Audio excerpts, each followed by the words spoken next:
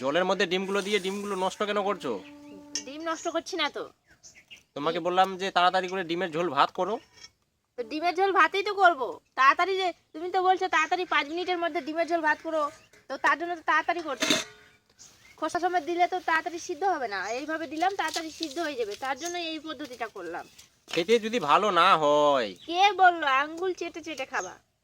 ঠিক আছে, দেখাই যাবে আঙ্গুল চেটে খাচ্ছি না পাক্তার মারছি। দেখা যাবে যদি চেটে খাও তাহলে কি বলবা বলো? পুরস্কার দিব। পুরস্কার দিবা? রেলি? রিয়েলি? ঠিক আছে, ডান, দেখা যাবে। ঠিক আছে বন্ধুরা, দেখতে থাকো কি হচ্ছে। এই যে দেখো আমার 2 মিনিটে ডিম সিদ্ধ হয়ে রেডি।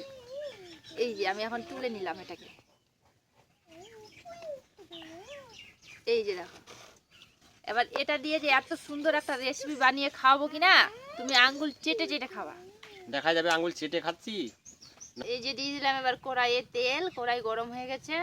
এবার ডিমটাকে ভেজে নেব, সুন্দর করে ভাজবো। আর তুমি দেখবা আর তোমার জিভে জল আসবে, আর তুমি বলবা যে কি জন্য বউয়ের সঙ্গে ঝগড়া করে তর্ক করলাম, যে ডিমটা কাট করলাম, 4 পিস করলাম, 4টা ডিম ছিল 4 পিস করলাম।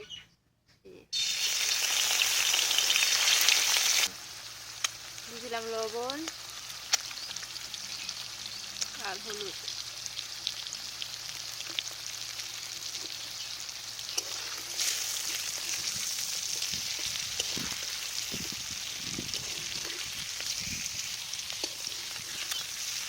ডিম ভাজা কমপ্লিট।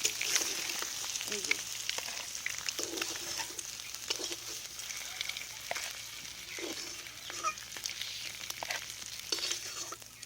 ভেজে তো দেখাচ্ছে খুব সুন্দর। এই যে দেখো, ও সুন্দর, এখনই জিভে জল চলে আসছে, এখনই। কিছুক্ষণ আগে তো খুব কথা বলছিলাম আমাকে।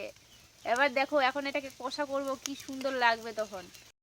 এবার সেই ডিম ভাজা কড়াইটাতে দিয়ে দিব তেল, এখানেই ডিমটা কষা করে একদম কষা কষা করে রান্না করব। দিয়ে দিলাম তেজপাতা 2টো, দিয়ে দিলাম 5 ফোড়ন। এটাকে একটু নেড়ে চেড়ে দিয়ে দিব পেঁয়াজ কুচি।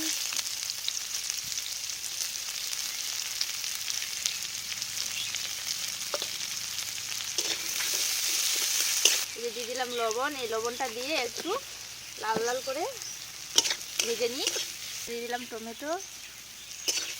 এবার টমেটো আর পেঁয়াজটাকে ভালো করে আগে কষিয়ে নিই।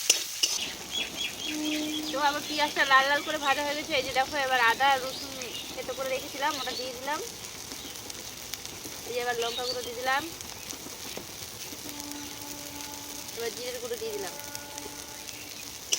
এবার এটাকে সামান্য জল দিয়ে ভালো করে মশলাটাকে কষিয়ে নেব।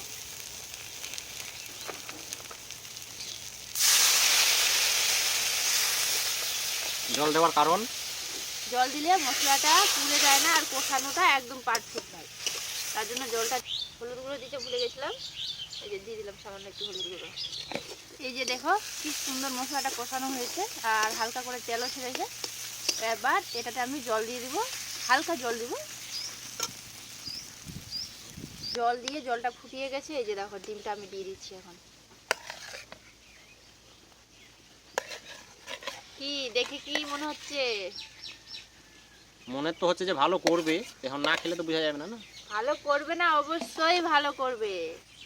আমি কি বললাম তোমাকে যে চেটে পুটে খাবা, তুমি বললা যে তাড়াতাড়ি করে ডিমের ঝোল ভাত করো, তার জন্য আমি শর্টকাট করে এই রেসিপিটা করলাম। আর এই রেসিপিটা এত সুন্দর খেতে, এত সুন্দর খেতে, কি বলবো, একবার খেলে আঙ্গুল চাটবে বারবার। আর একটু জলটা ফুটিয়ে যাক, মানে ঝোলটা আর কি, রসটা।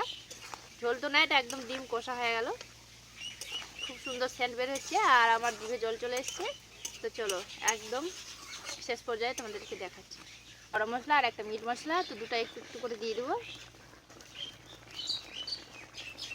এই ব্যাস আমার কমপ্লিট তরকারি। এবার তোমাদেরকে দেখাচ্ছি নিচে ঢেলে যে কেমন হয়েছে।